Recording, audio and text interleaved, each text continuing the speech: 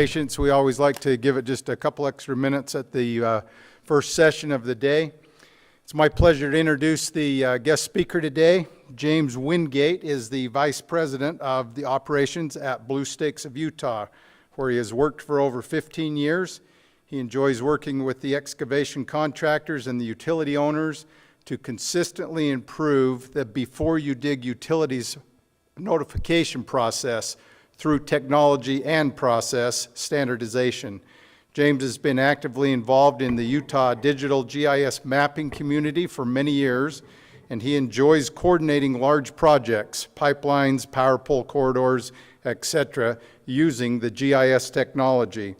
His education background includes a bachelor's degree in geography from the U of U, and he likes to be fair here, and he also has a master's degree from Brigham Young in public administration. Help me welcome James. Thank you.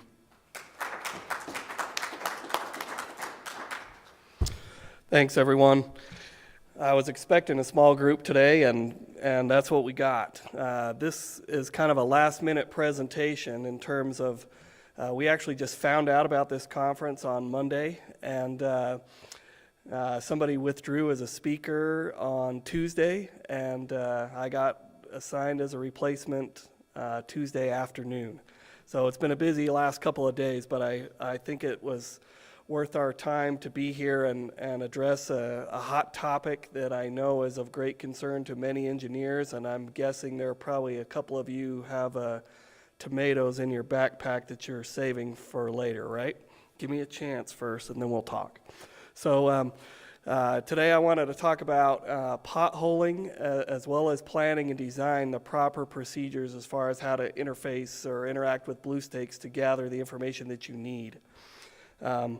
So first, let me, since we've got a small group and plenty of time, can I get a feel for who we've got here today? I'm curious to know who is interested in this topic, like as far as what you do in your job. Are you in the field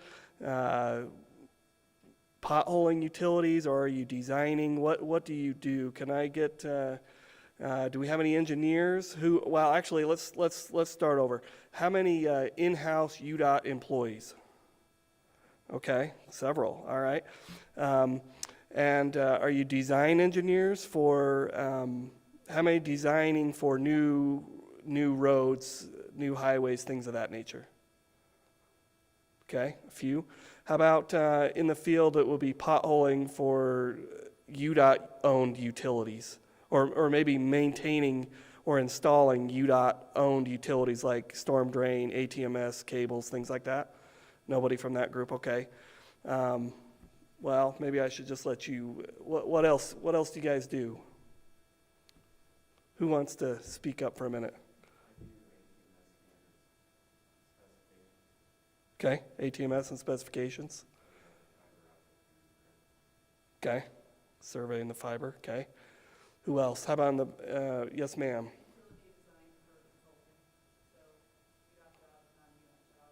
Okay, utility design, excellent, okay. How about in the very back? On the left. Thought I saw a hand over there. No? UDOT traffic signals, okay, excellent. And how about back right over here? You guys with the hats, what are you guys doing? Okay, on what on UDOT in general? Okay, all right, very good. All right, well, I'm going to assume that I find that when I come to conferences, oftentimes I assume people know all about Blue Stakes, and I'm just the last one I went to, I was dismayed by an attorney who's works with utilities regularly and didn't understand much about Blue Stakes, and so I want to give you a little Blue Stakes 101 first. Most of you, I'm sure, know this, but just in case, we'll review. Then we'll talk about the need to gather utility information that are existing to coincide with new projects being planned, either for example, road widening or new utilities being placed or upgraded, and you need to find out what's in the way while you're still in the design process. I'll show you what tools we have in place for that, as well as how to create tickets for potholing, and then we'll have plenty of time for question and answer, so don't be shy. There's no way I'm going to have an hour and a half unless you have a lot of questions, so we may get done early. Okay, so a little history about Blue Stakes. Founded in 1974 by the big three utility owners at the time, which were Mountain Bell, which you now know it became US West, and then Quest, and is now CenturyLink. And then Utah Power and Light, which is now Rocky Mountain Power, and Mountain Fuel, which is now Questar Gas. So those three got together voluntarily and recognized that a lot of utility lines were being cut by each other's crews. For example, the Questar subcontractor would cut the phone cable owned by CenturyLink and vice versa. So they voluntarily decided to try to coordinate to notify each other about their digging projects.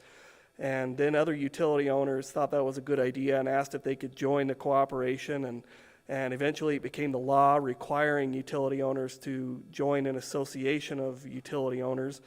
That's the Title 54, Chapter 8A, Damage to Underground Utility Facilities. That's the name of the law.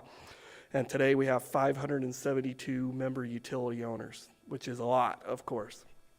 The general public, of course, thinks there's probably, 10 or 15 utility companies. They don't think about each municipality having their own water system, as well as all the private sector entities of pipelines and fibers, and especially the transmission type that are passing through but are not providing service directly to homes and businesses along the way.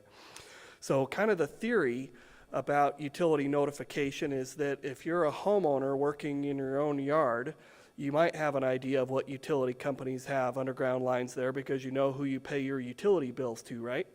But if you're a contractor and someone hires you to turn a vacant field into a new subdivision and it's not in your hometown, you're not going to know which utility owners have underground lines at the site. So the Association of Utility Owners, which is Blue Stakes, is a great way to promote safety, to protect the infrastructure, as well as efficiency. If the Blue Stakes call center didn't exist, the utility owners would still be receiving these requests to have utility lines marked from excavators directly. And so it makes more sense to have one central call center than to have 572 small ones, right? So that's kind of the theory. So let me show you how that works in practice. Oh, and actually, you know what? I want to show you the live system here. So let me just shrink this here, and this, and this, and this. Boy, how many things did I open this morning? Okay, sorry. Okay, so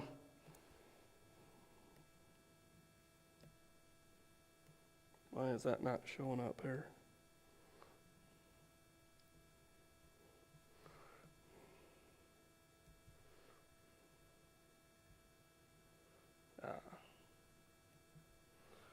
That's because I want it on duplicate, sorry. There we go. All right, so this is our front-end software that the call center agents use, and we also give it to contractors who do a lot of tickets, called ticket entry. It's not as user-friendly as I'd like it to be, but that's a money issue. So let me just show you the concept. So this facility where we are right now, the Southtown Expo Center, the address is 9575 South State Street. So the call center agent puts in the county and the place and the address. Up here at the top is, I don't know if you can see that from back there, but that's for the contact information for the excavator, field contact, what kind of work's being done, will they be boring, things of that nature. But then down here is where we get to the address location. So, I'm stealing my own thunder here. Let's turn all this off here.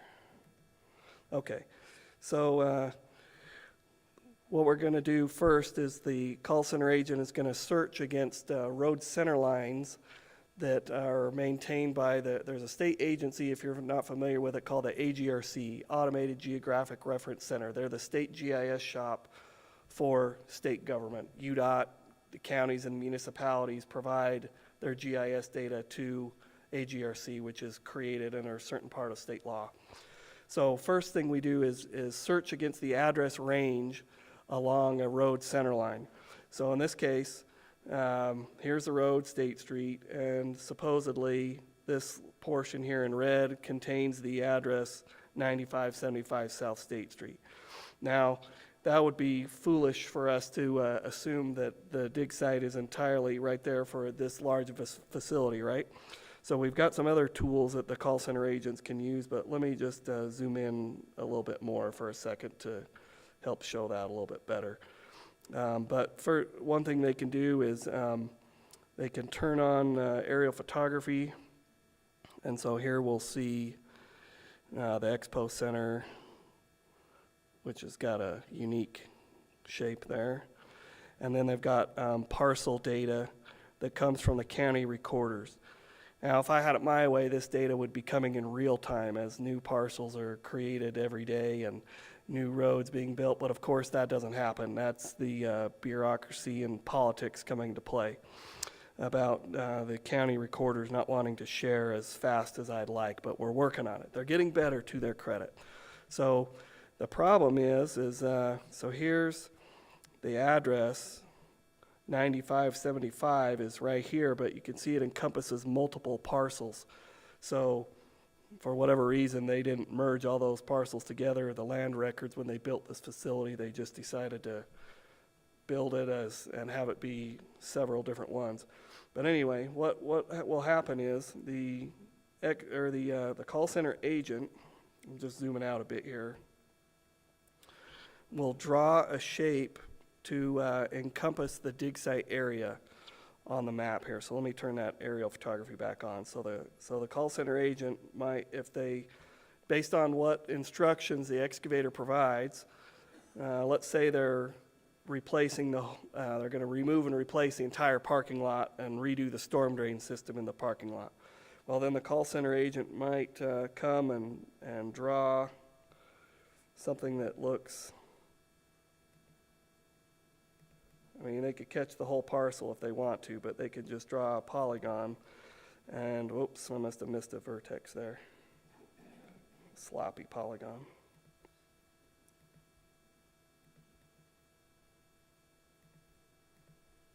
But anyway, they can draw a shape to encompass the dig site. Now, there's no master database that has every pipe and cable in it. Each utility owner keeps their own records. Although I hear that UDOT is working on maintaining a database of what utilities are within their rights-of-way, and that's fantastic. However, there is nothing like that on a larger scale that covers the whole state. So what we have is each utility owner, I'm just going to zoom out a little more, each utility owner comes on our GIS and draws their coverage area. So I'm just doing a live query. So here's AT&T. In the purple right here. So you can see obviously there you've got some fiber that parallels State Street. Here's Comcast. They're getting a large, they're covering a significant area here, but you can see how they are choosing not to get, some of this area here because they don't have any utilities there, so they don't want to receive notification about digging happening there because it's not going to affect them. That makes sense? Same thing here, CenturyLink, Jordan Valley Water. They've got a pipeline running down 94 South apparently, turns a corner and goes up State Street, looks like. Fiber from level 3, they're way down here in the corner. You guys see the mouse moving? Okay. So they would not be notified on this request. Here's MCI, which is now Verizon Business. State Street is a hot place for fiber, as you can see. Questar Gas getting everything, Rocky Mountain Power getting everything, Sandy City getting everything, Sandy Suburban Improvement District, Salt Lake County Operations. The county does a lot of the traffic signals that are not on UDOT roads. So that's why they've got just these small little areas here. Well, zooming in on stuff by accident here. Okay. South Valley Sewer, Syringa, there's another fiber company. Looks like they may even be providing it to this facility right here, sneak it in right. Oh, actually, you know what? That's to the cell tower that's out front. Okay, and then UDOT, of course, XO Communications. Looks like they've got stuff coming up here to Jordan Commons, would be my guess. Anyway, so now you see how we get 572 utility companies when just in this little view we've got quite a few. But the way the notification works is that when the call center agent draws this shape, if it touches the notification area of a utility owner, then they're going to get the ticket document, which includes the marking instructions of what area to mark. And then each utility owner is responsible to mark their own lines. There's a common misperception in the field that Blue Stakes does the marking. We do not do the marking. We're a call center where we don't have any field personnel. Each utility owner is responsible to mark their own lines. Where it gets tricky is that some of the larger utility owners hire people to mark for them. For example, Rocky Mountain Power hires a company called Stake Center Locating to mark their power cables for them in most areas. And this company, Stake Center Locating, also marks for Comcast and CenturyLink. So one guy will show up from this company, mark 3 different utilities, and then leave. And the excavator calls back and says, hey, what about gas and water and sewer? Well, those are not his clients. He's only marking for his clients. So we really rely on the field personnel to help explain this concept, although we do describe it on our, with each call. There's a recorded message that the contractor has to listen to that describes that if people are paying attention. So that's kind of how utility notification works. So my worst case scenario, of course, as a call center manager, is that my call center agent should have drawn the polygon, the dig site polygon like this, but instead they misunderstand or weren't paying attention or something like that and draw it over here. Well, now as I do the lookup, come on, internet. Now all of a sudden I'm not notifying all those utilities that were along State Street, which may or may not matter, but if we're still doing the parking lot here, but we want to get the fiber to the cell tower and so forth, right? That goes right through that parking lot. So, because if the dig site polygon does not touch a utility owner's notification area, they don't get the ticket. And therefore they don't mark it because they don't know to mark it. So worst case scenario, of course, is a pipeline incident happening where somebody's killed and we're liable. So that's the worst case scenario. But knock on wood, in the 16 years I've been working there, I can count on one hand how many times we've been liable for an error on a ticket that resulted in damage. And considering we did 320,000 tickets last year, we're doing pretty good. I need some wood. Yeah, anyway. So any questions about how the notification works? That makes sense? Okay. No? Yeah. So I'm a design engineer for Salt Lake County, and on my projects, I need to know what utilities I need to contact. Send them 60% plans so they can see how this works. I don't need them to mark the field, of course, but I can do the same thing and get a list of the impacted utilities. Remind me to give you $20 later. That was a good segue into where we're going next. Yeah. Okay, let's go back because yes, that is the next part. Well, any other questions? I can show you the live stuff later if anybody wants to, or if we have time at the end, or if anybody wants to see it in more detail. But let's go back to the next concept. So, planning and design. How do you get a hold of this information when you're in the design phase? So the incorrect solution is to call in a ticket and say that you're doing some work that is way down the road and have marks placed in the field. Let me show you the correct way to do that. We have a tool on our website where you can do something very similar to what I just did called the utility contact lookup, and I'll show you that in a minute. But the appropriate method is you contact the utility owner, send them your plans, just like you said, and then they give you feedback while you're still early on in the design process. And that's where they can send you GIS data or CAD files or PDF maps or whatever they have. Now, there are many times when that data is not good enough. For example, if you're doing a water line, say you're going to do a water pipeline down State Street. Well, that's a very congested road, as we just saw, right, with all the different fiber and so forth. you're going to need more precise information than just CenturyLink has a cable somewhere back of sidewalk. You probably are going to need more detail and have marks on the ground. And so the utility owner can direct that if you need them, if what they provide you is not precise enough for your planning. But the appropriate method is to have them do that through their engineering department, not through a ticket that has a 48-hour timestamp according to the law, where the utility owners have to go mark it. The problem we've had is people abusing that. So now the utility owners say, you've created there's a boy who cried wolf situation, where now some of the utility owners or the locators in the field, the people on the ground, they say, I don't think they're really digging. I work for Sandy City. I haven't seen a permit for this yet. I know they're not crossing my road, so I don't really need to mark this one, and I've got 10 other tickets I've got to mark today, so I'll come back to this one later. And anyway, that kind of situation, of course, can lead to a utility damage, and we know the consequences there. So that's the basic premise of how the planning and design process should work, is contacting the utility owners directly. So let me show you how that works.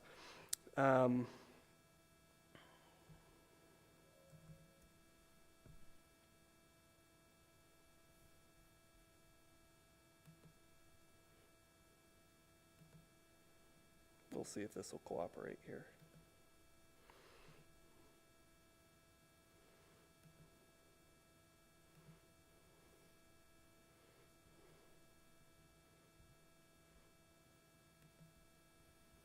Keeps wanting to put it on extend mode instead of.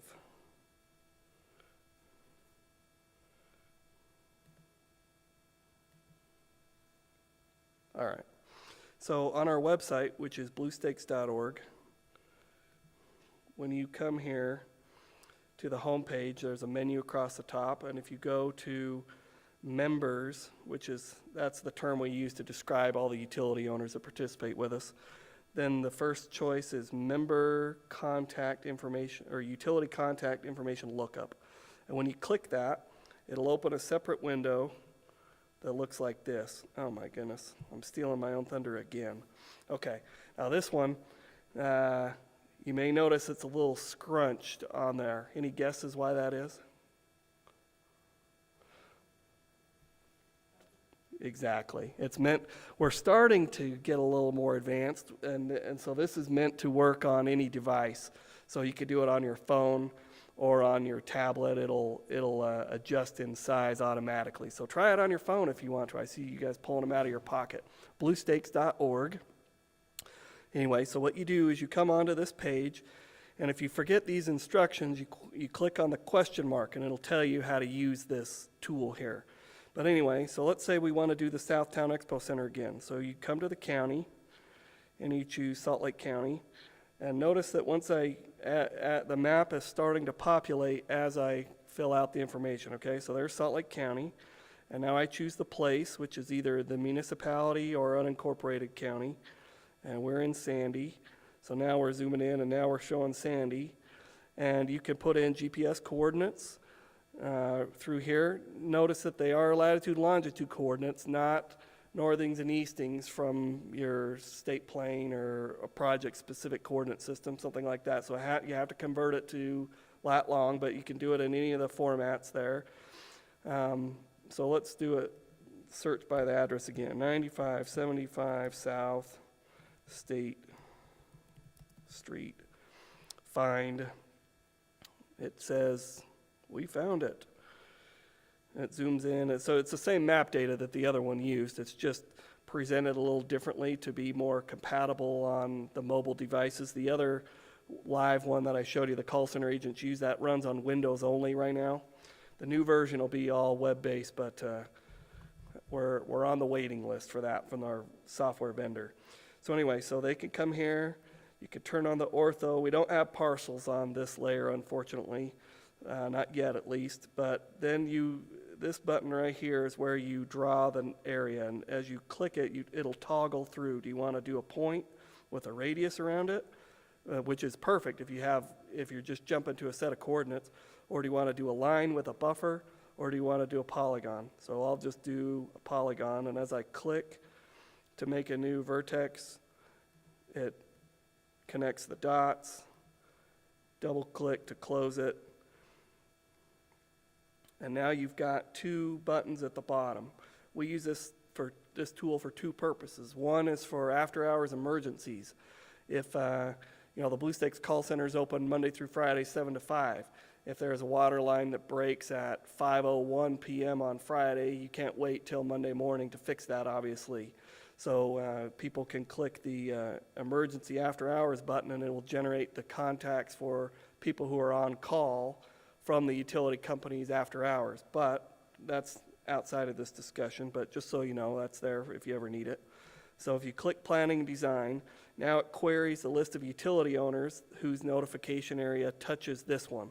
You don't have the access to see their notification area. They view that as proprietary, and so they won't let me put that out for public display, but it gives the same list.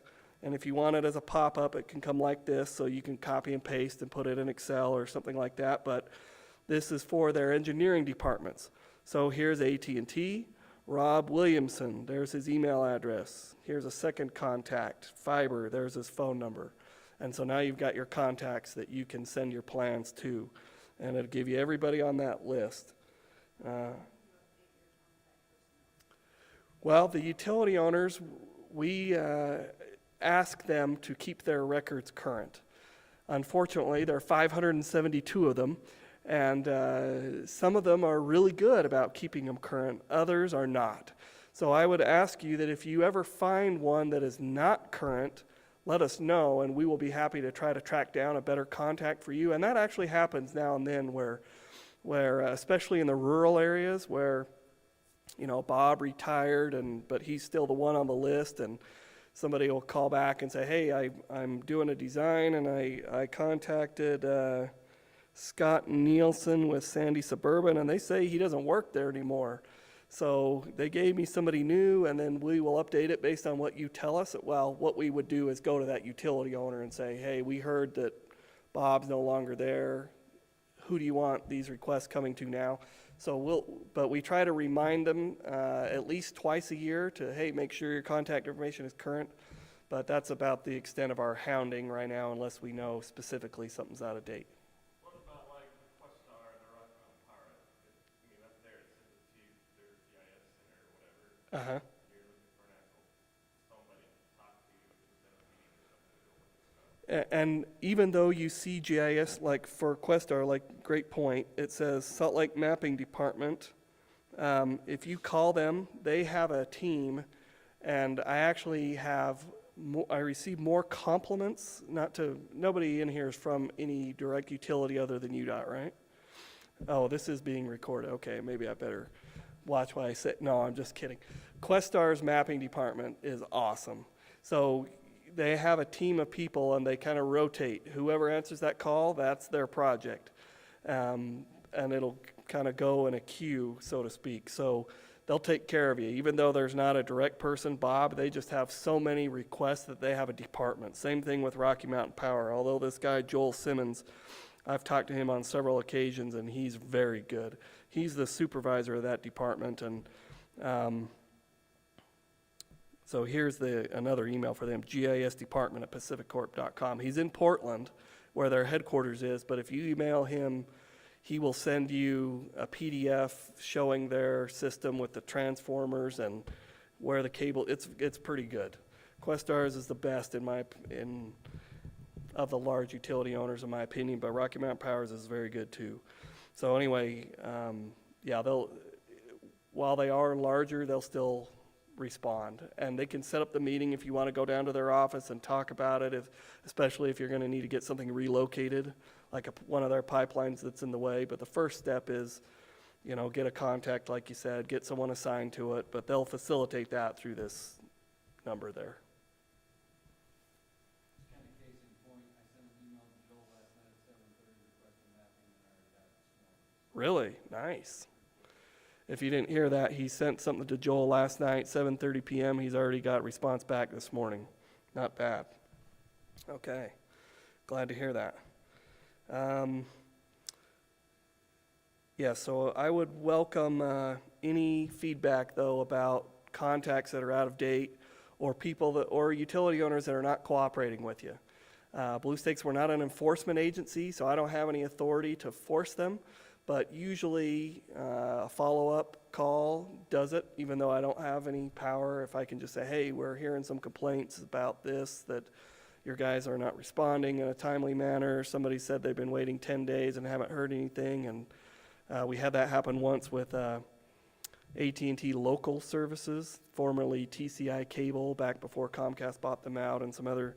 Anyway, there's a small piece that AT&T Local kept, and we had a complaint that they were not responding, and it turned out that one guy thought the other guy was doing it, and the other guy thought the first guy was doing it, and that was the only problem, and so they took care of it. So, but we'll be happy to follow up as help how we can to kind of crack the whip, so to speak, because we don't want that situation happening where the engineer says, I can't get any response, I'm just going to call in a ticket, even though we're not really ready to dig yet, and perpetuate the problem of the boy who cried wolf that I described before.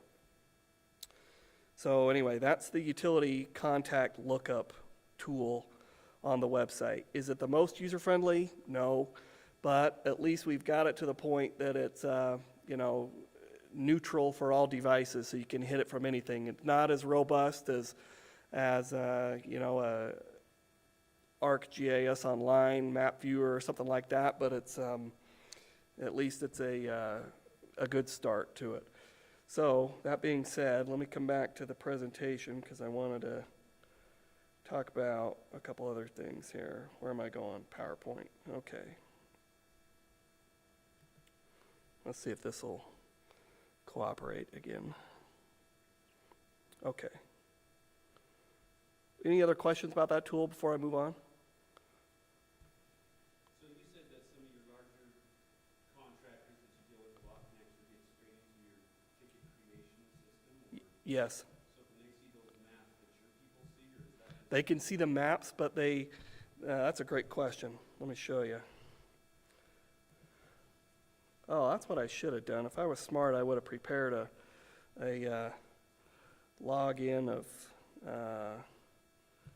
what it looks like from a contractor's point of view. They've got just a few less permissions. They can't create an emergency ticket. They can't create a meet ticket, but they can create new ones the same as our people. Right now, this right here is where there's different tabs. Let's see here. Yeah, you can see that. So you can search and do have access to the map data, the road center lines, and you can there's tools like if you click on this with this button called Near, it'll tell you the address range along there and down here. Okay, this is Corey Circle. Address range goes from 170 to 197 east, and the coordinate for that road is 9435 south. So you can see the road center line data and query and search against it, and there's all kinds of tools where you can look for, if you're not sure how to spell the road, I'm just search for, this is a sounds like tool, Star Pine, Starwood, State Street. Anyway, so there are a lot of tools to help you, but there are some things you don't have. Well, first, before I tell you the bad, let me tell you the good. There's the township and range. If you're doing rural stuff, you can search by township and range to jump to that. The lat long, you can put it in any of the three formats: decimal degrees, degrees minutes seconds, degrees decimal minutes. But again, it has to be latitude, longitude coordinates, no UTM coordinates or anything like that at this time. And that's just if you're not familiar with those, you have to have some knowledge about how to convert those. It's all math, but one digit wrong can be a huge difference in the field, and so it's important to do that right. And right now, the utility owners the standard they prefer is decimal degrees, latitude, longitude, and so we will convert it to that format based on what you give to us. Okay, you do have the aerial photography, or the contractor does, or whoever we give this software to has the aerial photography. There's a couple different versions of it, actually. Let's see, but what you don't have is probably what you were asking about, specifically this one. Will you see the notification areas of the utility owners? They can they can actually modify these in real time. So that's why each time I press this button, Get Members, it's a live lookup on the server, because somebody could be on the server from AT&T right now modifying their polygon. They can draw it and chop it if they sell part of it to somebody else and things like that. But no, they won't let us give that to the general public right now. And then the other thing we can't give right now is this tab we call the layers, which includes the parcel boundaries. I'm working on that. In fact, we've got approval to get that added. That's on the waiting list for the software vendor to give you the parcels. So we're working on that. So that's not a security issue, it's just a money issue. So, good question. So yeah, we'll be happy to give this to you. In fact, a lot of companies have asked for this, not because they want to use it to create tickets, but just because they want the map data and want to be able to search it. I mean, it's not as user-friendly as Google, but Google's right, in my experience, about 90% of the time, but that's not good enough for our business, right? We can't have the address or the road name being correct only 90% of the time. So it's taken us 10 plus years to develop this relationship with the 29 counties and 246 municipalities and AGRC to get data being shared upward to them in a way that we can use it for the brand new construction.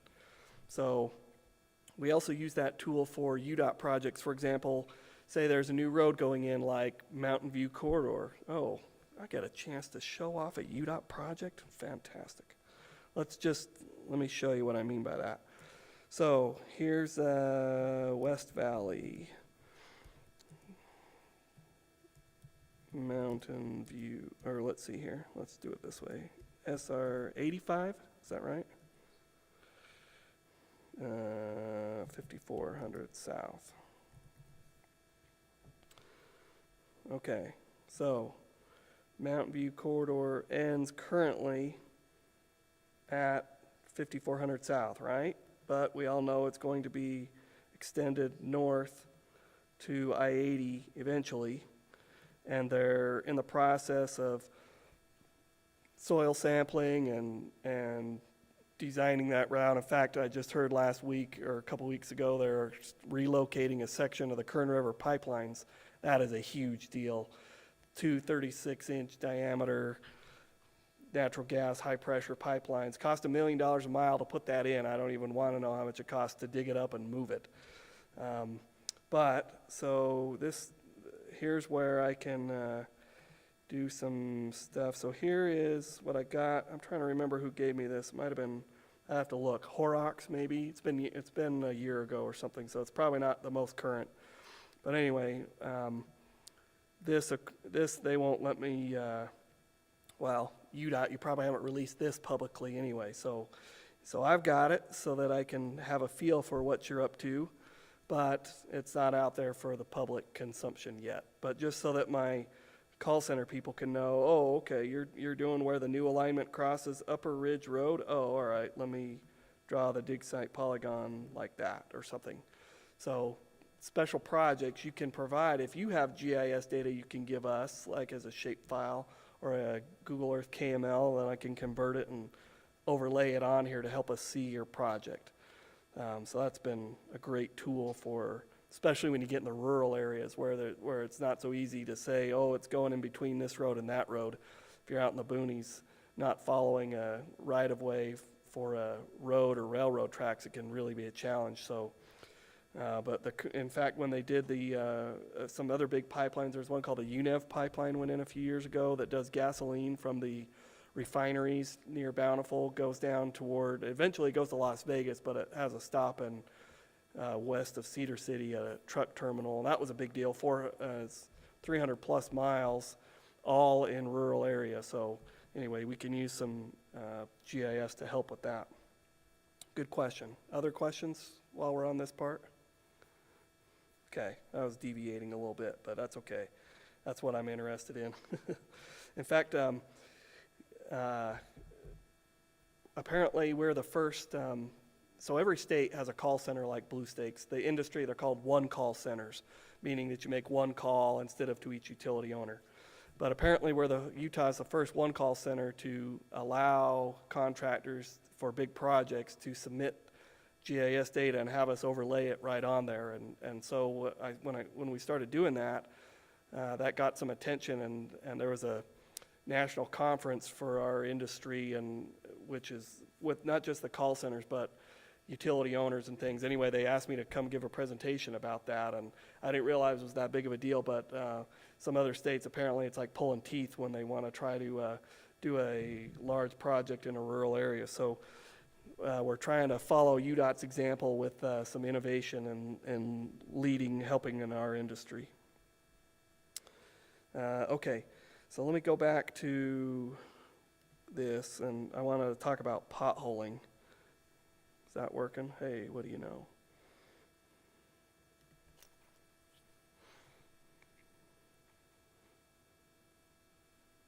Okay, so one other issue we've had is with potholing, in that in some ways this is being, like I mentioned before, the boy who cried wolf situation, where we've had a lot of complaints from utility owners where, including UDOT, in fact, the UDOT Region 3 locator is very vocal. He lets me know when he has stuff he doesn't like, and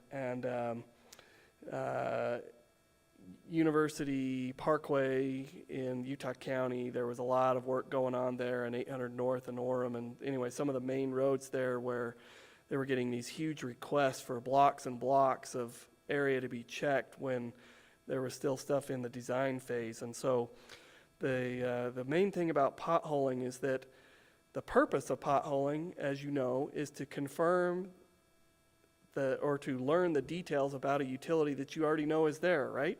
You want to dig it up to find out how deep it is and what material it is, and if it's running on the angle that it's supposed to be, and so forth. But it's not a fishing expedition where you're saying what utilities are here. And so we've had that complaint a lot about people asking for a large area for potholing, and we say, well, instead of asking for 2 blocks, why don't you pre-mark the locations where you want a pothole, and then we'll have the ticket say check a 10-foot radius around the pre-marked X that you put. And they say, well, we can't pre-mark it because we don't know where the utilities are yet. Well, then that means you haven't done the engineering yet based on what we just described before, that lookup process. But once you have done the engineering like this was one that a guy sent to me a couple days ago from Utility Mapping Services, I think is what company he was from, if I remember right. I've had a few in the last couple days, but anyway, this is a great example of an engineer who has done his homework. You can see, and I love how they use the colors that match the color code for the paint. That's fantastic. So you can, it's kind of hard to read from back there probably, but here's orange and it says FO for fiber optic right there, and then here's blue for water, and he's got WTR right there. There's sewer, he's got the T's on there for laterals, then a bunch of power boxes over here overlapping each other and so forth. Anyway, he submitted this as a ticket to say, hey, we need to pothole a bunch of these locations. And so what we did was he had pre-marked an X, and we said, okay, on the northeast corner of this intersection, or on the north side of the intersection, there are 3 locations near the crosswalk. One of them's here on the, oh, you guys can't see my cursor. Sorry, I'm in slideshow mode. But anyway, at the north end, the black, let's see if I do it this way. Can you see my cursor now? Nope.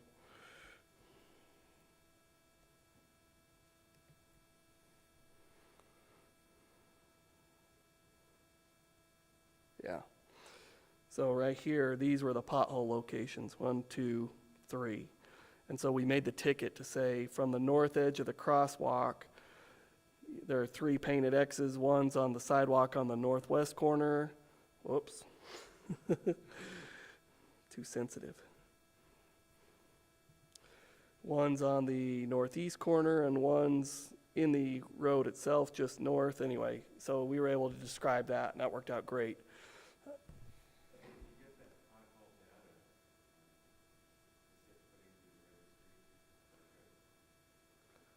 I wish it went, well, it doesn't come to me, but I hope the utility owners have a system in place that as you pothole their stuff, that when you give it to them, that they update it. Yeah, that's the way it should work. I know there are some utility owners that are great about that. Anytime they have to dig something up, they GPS it. But the problem, of course, as you know, is primarily with water systems. Some of these systems are 50-plus years old, and they know the pipe is over there somewhere. They don't know exactly where, but I know, and of course, it's very expensive. You can't just dig it up only to GPS it, but whenever you have a break or you do some kind of maintenance, anytime you're on it, GPS it and keep tweaking that alignment to get more precise. But yeah, as you guys collect pothole data, I'd encourage you to funnel it back to the utility owners. I'm sure they would appreciate that. I see some heads shaking. No? Have you had resistance to that?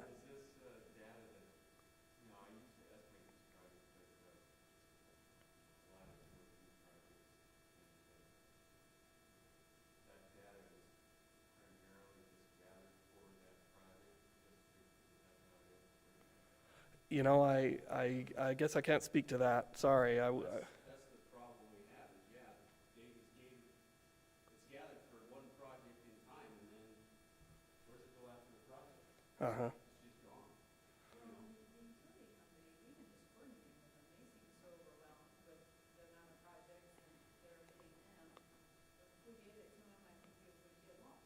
Mm. They may not trust the data anyway unless they have their own tech out there. Even if you give it to them, I don't think they would release it again just for liability. They won't go find it again. I see. Good point. Yeah. Well, hopefully they would at least keep it for reference, even if they don't release it. Maybe if they, for their own purposes, to have a better feel for if they know that their initial map or their initial as-built was from 1987 and you give them pothole data from 2008, that's better than 1987. So even if it's not as precise as maybe what they could get now if they go do it again. So. Well, that's what you mentioned earlier. UDOT's working on a new database to house all the data that we collect on our systems. So when we do projects and go out and collect utility data with our supervisors, Uh-huh. we're gonna start inputting all that data into this database, so we'll have it in the future. So if we come back to that same intersection 10 years down the road, we'll be able to pull that up, and we'll still work with you and the utility companies to verify that Right. it's changed, but at least gives us a good record. Oh, yeah, great starting point. I think that's a fantastic idea, and kudos to UDOT for trusting your data. But I think that goes back if if they've got licensed professional engineers working on this, you guys are going to produce stuff as good as their in-house people, or more likely they're going to hire an outside party to do it anyway, right? So I think that's a wonderful thing they're doing. In fact, one thing I'd like to do in the future. Oh, am I supposed to pass that around? Yeah, I'll just sign it right.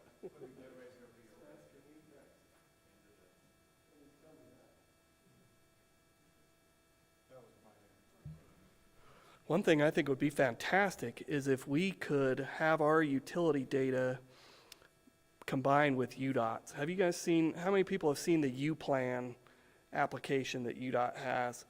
When that first came out, they came to us and asked if they could have our notification area polygons on there, and we took it to our board of directors I didn't give you this much 101, going backwards to how Blue Stakes is organized. So 572 utility owners, they elect a board of directors amongst themselves. So they have one person from the sewer companies who represents all the sewer companies vote for one person to represent sewer, gas, power, phone, long-distance pipelines, local telephone, long-distance telephone, et cetera. And so that board of directors provides the governance for our call center. Anyway, when U-Plan came out, it's probably been 5 years ago now, would be my guess, they came to us and said, hey, can we put your utility, even though we don't have every pipe and cable, at least they have the notification areas, can we add those in? And the problem is they didn't have a mechanism to update it, because we're using this live. Like each time I hit that button, it's a live query because people are editing, or utility owners are editing their areas live. So what I would really love to see is UDOT to host it. So it'd have to be live, but if we can find a way, and I've been talking with UDOT GIS, if anybody knows Becky Jelm, who's in charge of that department, she and I have talked about that a little bit, but we think we can convince the utility owners to release this information for UDOT to house it for us, and still do this lookup, but have it tie right into UPlan. That way, when you guys go on UPlan and, say, hey, we're thinking about putting the next phase of Mountain View Corridor right through here, and you're trying to figure out which houses you want to demolish and use eminent domain as little as possible and avoid the wetlands and the archaeological whatever is going to be in the way and bird habitat or all those things you guys have to worry about. I do not envy that, by the way. But then you can have the utility data right there instead of having to get it from a separate source.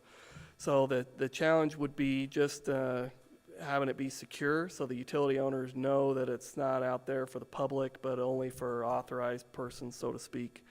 But I think we can make that work. And plus, if UDOT has a lot more money than I do, or than we do at Blue Stake. So if you guys want to host it on your full-blown GIS that has a great online, more user-friendly mapping tools and all that kind of stuff, that would be fine. So I'd like to see that personally. We'll see if that goes.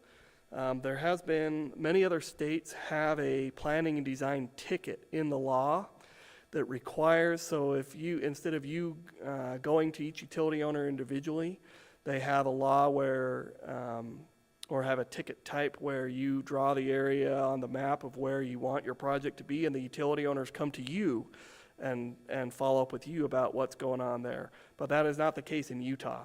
So right now, I personally think it would be efficient to do it that way, but that's out of my control. At Blue Stakes, we are forbidden to be involved in any political lobbying.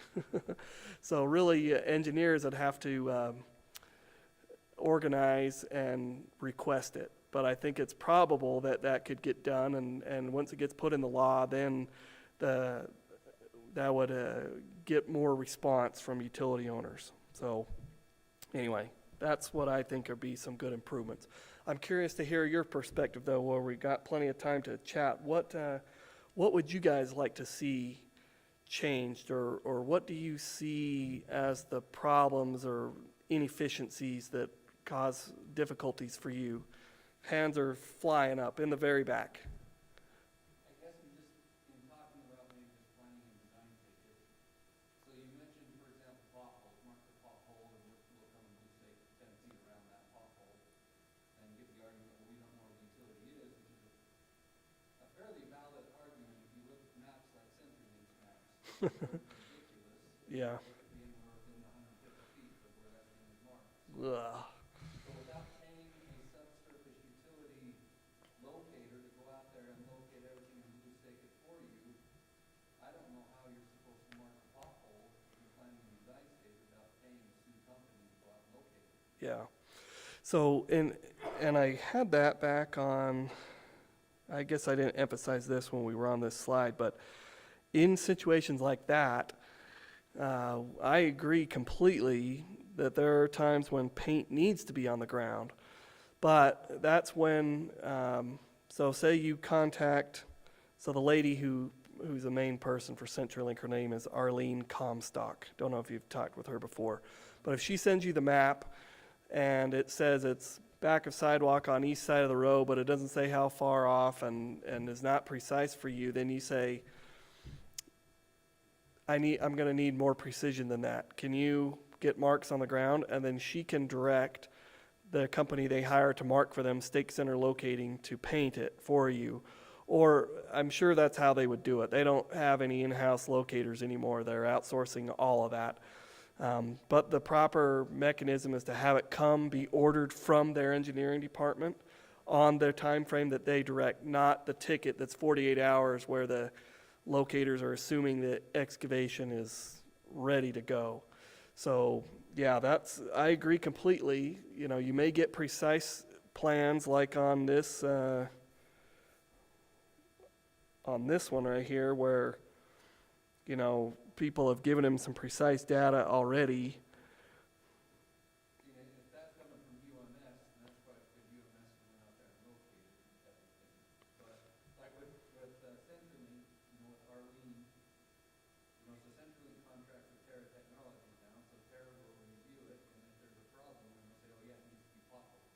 And so, okay, well, basically they put responsibility back on us to go out there and pothole it. No one's actually going out there to paint it, period. So, I mean, I realize this is not your problem, this is the utility owner's problem. It's the work of trying to get utility companies to go out there and mark something. Sure. Planning and design stage. That's why, yeah, when you put that bullet up there about having the planning and design take it, yeah, that would be fantastic, but like I say, it's gonna take a lot of effort. Yeah, good point, good point. You're right, and I mean, I see that it saves everybody money all the way around if we can get the information up front.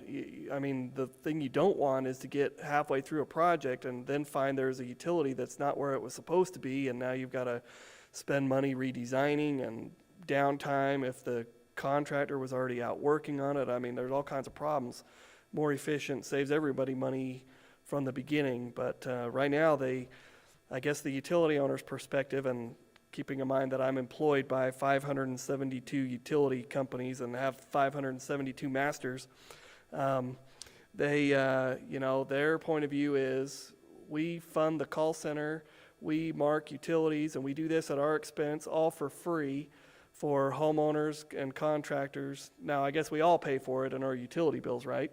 But disproportionate to each individual homeowner. The contractors and engineers are benefiting from this, and so they want that to be all part of the bid process as far as, okay, we're gonna widen this intersection right here, we need to add some more turn lanes or something like that, deceleration lanes, and so they want that to all go into the bid process, including the capturing of what utilities there and doing that engineering, and have the burden be on the project owner rather than on the utility owners by marking multiple times before the excavation's ready to take place and things like that. Whether that's a correct way or not, that's their point of view. Well, you know, along with that, if we need to go out and pothole, do the test holes and find those utilities, and they're not working with us very well, at least with all the big ones, Questar, CenturyLink, you know, the private utilities, we share those costs back. We have a 50-50 split, and they pay half those costs. Oh, that's good. Glad to hear that. So, you know, they come out and do it on their own if they think they can do it cheaper, but if not, we'll hire a suit company, we'll go do the test holes and share those costs back with them, so. And it benefits them to have the more precise data in their GIS after it's done and everything. Good. Utility companies are still just reluctant to give the information out. I mean, I don't know on how many projects, they'll send me an as-built, and I look at stuff and get a little more information, I'm like, I don't think that's right. You know, time and time again, that seems to happen. I was on the phone with level 3, they will not tell us where all their manholes are. I'm like, listen, we're gonna relocate this much fiber, you want 150, you know, feet of slack in each splice point, you gotta tell me where they are, you can't tell me there's just 10. They just don't, on the design, they're pulling teeth, and if they realize, I mean, I've had the level 3 guy on the phone, I don't know how many times, if they had just told me the first time, he wouldn't have been on the phone 8 other times. Yeah. Huh. They won't do it. Interesting. I haven't heard that. I mean, that's, okay. Okay, well, that's good. Although level 3, you probably know, they bought up a lot of other fiber in Utah that used to be the Brooks fiber from way back when, and then, who else did they buy, Spence? Wiltel. Telecom and CBIN. But what's been interesting is all the legacy level 3 people left. Hmm. But they will not share information. You know, I don't know how to solve that one, other than education to convince them of why you need that data up front. I just don't know that I'm qualified to, I mean, I don't have the knowledge that you guys do as engineers to be able to. Well, all right. Well, that's, no, I want to know, and because and occasionally they come to me and say, what are you hearing from the field? I want to know what your challenges are. I can't do anything about it if I don't know. Now, in this case, I can't do anything about it, even though I do know, but at least I know, so we can get as many people knowing about the problem as possible. So that's a good start. What other concerns? Maybe just a question, you bring up this example that UMS went out and marked those utilities and then went out and actually marked the locations where they're gonna do their test holes. Are all of our supervisors doing a pretty good job for you guys on that? When they go out and test holes? It's been better lately. I'd say the supervisors are fantastic. The ones who are not are the big general contractors like your Wadsworth, Clyde, Geneva Rock, Sunrock, and some of these new ones that are coming from out of state. Like there's one called Highway Builders or something like that in Region 4. And then there was another one that was working way on the north near the Idaho border near Snowville. They were doing something recently, and I can't remember their name either. I could look all this up, but I'd say they're the ones who are having more of a, yeah. The supervisors are good, yeah. Right. Contractors, the other thing they have a hard time with is signs, and this is unrelated to this project, but they want to say mark 2 miles from milepost 3 to milepost 5 from the shoulder in for 20 feet. And say you're level 3 paralleling that. They don't want to go mark 2 miles solid when they're going to place a dozen signs in there. The sign locations need to be pre-marked. And so then they say, well, all we've got is station numbers for the signs, which of course we don't have the station numbers. The utility owners don't have the station numbers. Those are specific to a project, so we want them in milepost. So I've really talked with pre-construction to try to make it be a requirement that all sign, and not just signs, really anything that's isolated.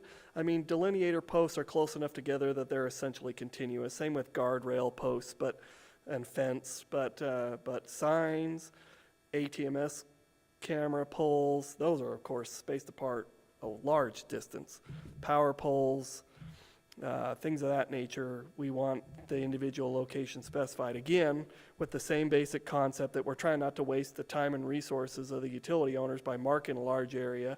And the other thing is that if this is in a city, say it's Highway 89, a Highway 89 project, we get more and more complaints every year from property owners about paint that they don't want.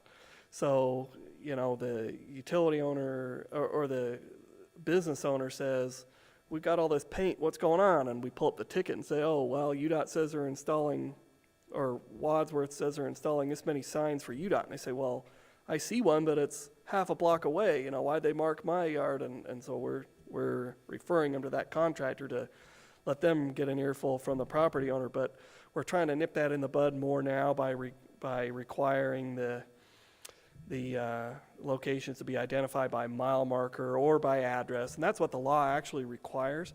But I have to confess that I've been frustrated with how big UDOT is in terms of, I thought going to central pre-construction would take care of it, but each region operates so independently, and then there's so many project managers and so forth that it's taken, I mean, it's probably been 3 years that I've been working on trying to get the word out to everybody that, hey, milepost markers, individual locations, put it on the sign summary sheet, and then send us a spreadsheet, and we'll chop it up and make tickets for you. But it's very difficult to get that by the time it trickles down to the company who's going to be installing the signs, which is usually some sign contractor that specializes just in that, like Dry Creek Structures or somebody of that nature. Anyway.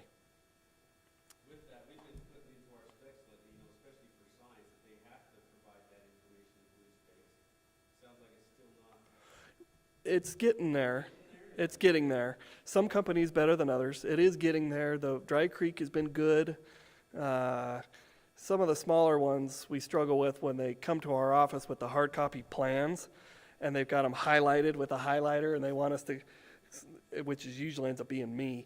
I sit there and go through with them and try to find where all the locations are and measure with the scale. Okay, here's milepost 2, and here's the station number. Let's see if we can convert it, and it's very time consuming. But when the surveyor should be able to do that through their software to translate the stationing to mileposts. I mean, that's complicated to do, but if that's part of the workflow from the beginning, then they can anticipate that. That's what we'd like to see happen.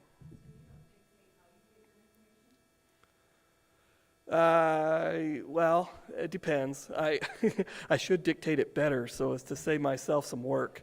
We try to, but I also try to accommodate. I mean, there's one guy who does signs. His name's Robert Bruce.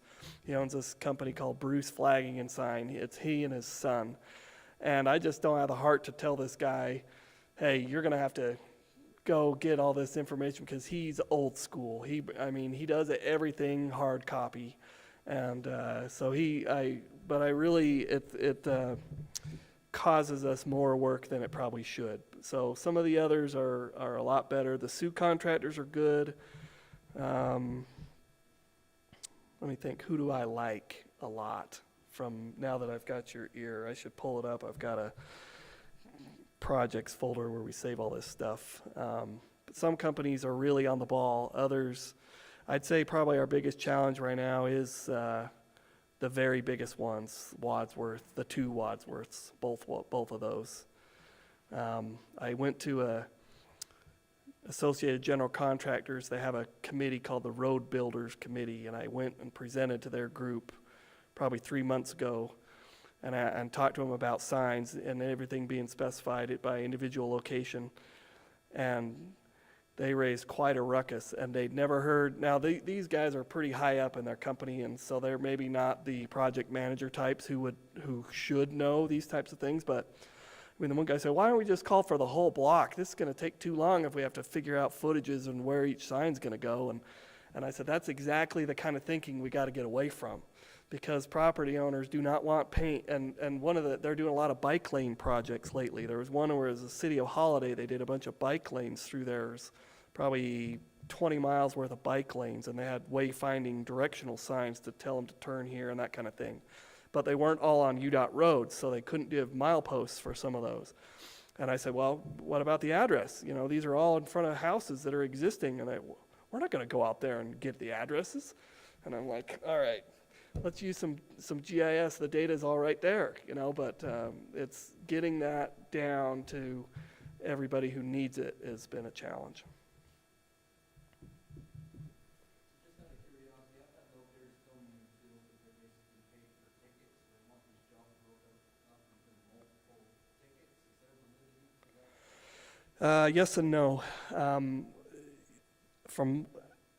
We've decided at Blue Stakes that we do not want our ticket creation policy to be dictated by any contract locator's billing system, and our board of directors has subscribed to that. So, from what I understand, I've not seen either of these contracts, but from what I understand, ELM Locating, who marks for Questar in most areas, and Stake Center Locating do have contracts that are per ticket, but it's not just per new ticket. They also get paid for remarks and second notices and various things. If you're familiar with all the Blue Stakes ticket types, from what I understand, it's more like a transmission-based fee, where each time we send them some version of a ticket, they charge for it.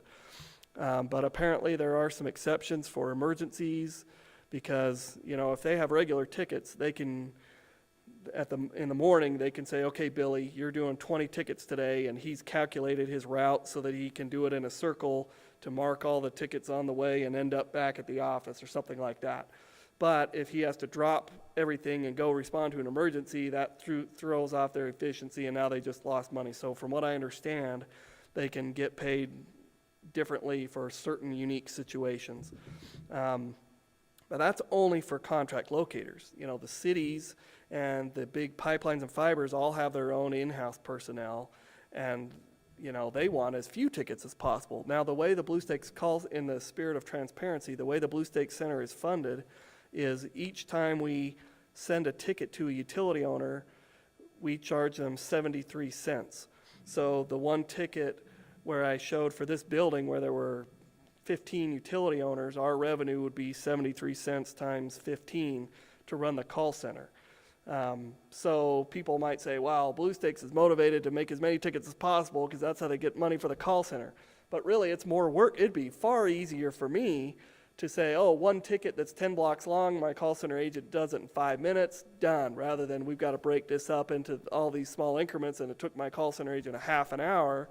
You know, I just lost money in labor costs. So really, I don't think from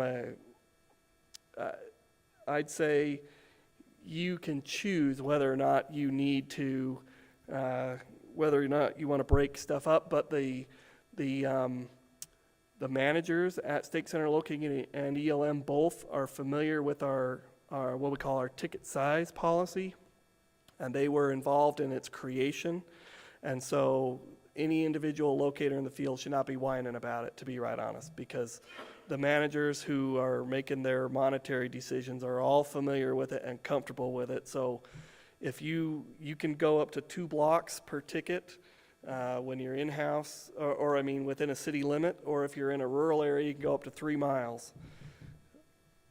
So those are the basic ones. If you want the full breakdown, I can give you that, but anyway. Okay, well, I guess we managed to use up a lot of time after all. Good questions. What else? Okay, well, we got 10 minutes. Is there anything you want to see? Are you ready to be done? Any particular area you're curious about, utility-wise? You want me to look it up and show you real quick? Okay. Well, last one then. This is pretty cool that this conference has an app with everybody's contacts in there, and my contacts are in there if you want to follow up with me. But if not, here's my contact information there. So you're welcome to call or email if you want to talk about anything further. Like I said, I need to hear feedback from the field of what's going well and what's not if I want to be able to influence and help people do things better. So I appreciate maybe a few months from now as we continue to get the word out, and with engineering, if you guys see things are going better or worse, or contacts that are out of date, things like that for utility owners, all that feedback would be helpful to us. Okay, thanks for coming. Appreciate it.